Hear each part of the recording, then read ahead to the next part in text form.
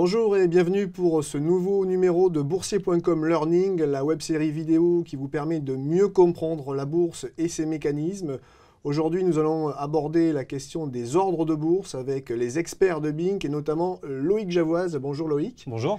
Vous êtes responsable business management chez Bink.fr. Les ordres de bourse, pour un novice qui débute en bourse, comment doit-il s'y prendre pour passer son premier ordre ? Alors il y a 5 grandes étapes avant de passer son ordre en bourse. La première étape, c'est de choisir son intermédiaire financier, d'ouvrir votre compte titre ordinaire ou votre PEA.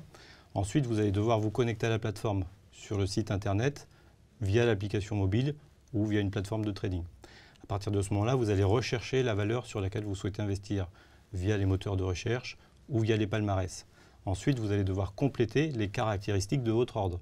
Les caractéristiques, c'est quoi? C'est le mode de règlement, le règlement au comptant ou le règlement en règlement différé, la quantité des titres que vous voulez acheter ou vendre, le type d'ordre. Vous pouvez passer un ordre au marché, des ordres limités. Si vous passez un ordre limité, vous devrez indiquer votre limite. Et enfin, vous allez devoir indiquer votre validité avant de valider votre ordre afin qu'il soit transmis sur le marché. Alors justement, les types d'ordres, ils sont nombreux, il y en a beaucoup. Comment faire pour s'y retrouver un petit peu dans cette jungle? Expliquez-nous et détaillez-nous les différents types d'ordres. Alors c'est vrai que depuis l'an 2000, avec l'explosion de la bourse en ligne, nous avons eu beaucoup de types d'ordres qui sont arrivés sur le marché. Aujourd'hui, il y a 2 grandes familles de types d'ordres. Vous avez les ordres simples, il y en a 4, et les ordres conditionnels. Ce qu'on appelle les ordres simples, il y a l'ordre au marché. L'ordre au marché, il y a 2 caractéristiques importantes. La première, c'est que l'envoi de votre ordre ça sera immédiatement transmis sur le marché. La deuxième, c'est que vous ne maîtrisez pas du tout le cours d'exécution. L'ordre limité, vous allez pouvoir fixer un cours auquel vous êtes prêt à acheter ou vendre votre action. Vous souhaitez par exemple acheter une action qui cote aujourd'hui 100 à 90 € en cas de retournement. La particularité de l'ordre limité, c'est que vous n'êtes sûr de rien, parce que vous n'êtes pas sûr que votre cours et que votre action qui est aujourd'hui à 100 € arrive à 90 € et que vous soyez exécuté. Vous avez le troisième type d'ordre qui s'appelle l'ordre à seuil de déclenchement.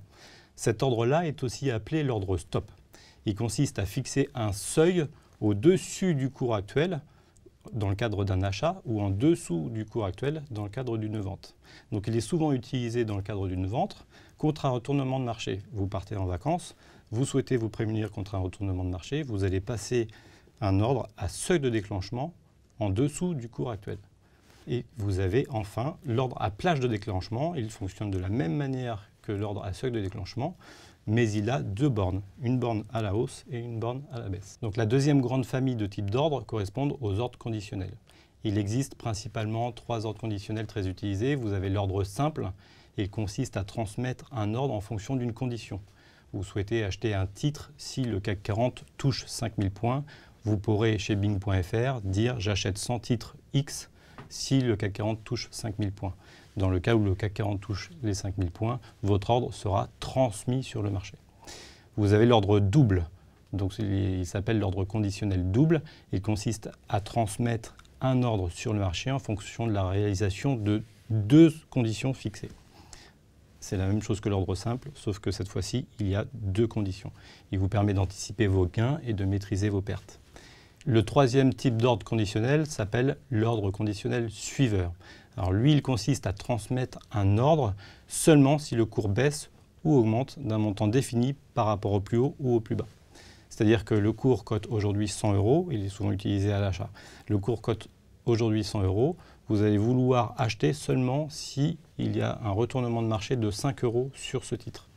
Vous allez mettre votre ordre conditionnel suiveur à 95 et au fur et à mesure où le cours augmente, s'il passe de 100 à 101, puis 102, puis 103, puis 104, puis 105 sans perdre 5 €, votre ordre conditionnel suiveur va passer de 95 à 100.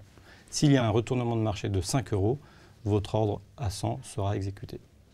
Donc Loïc, en conclusion, le novice qui débute en bourse, qu'est-ce qu'il doit retenir de cette question du passage d'ordre concrètement?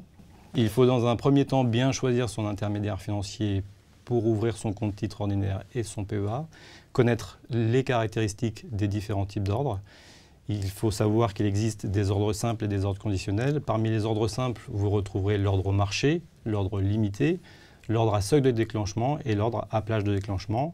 Sur les ordres conditionnels, vous retrouverez l'ordre conditionnel simple, l'ordre conditionnel double et l'ordre conditionnel suiveur.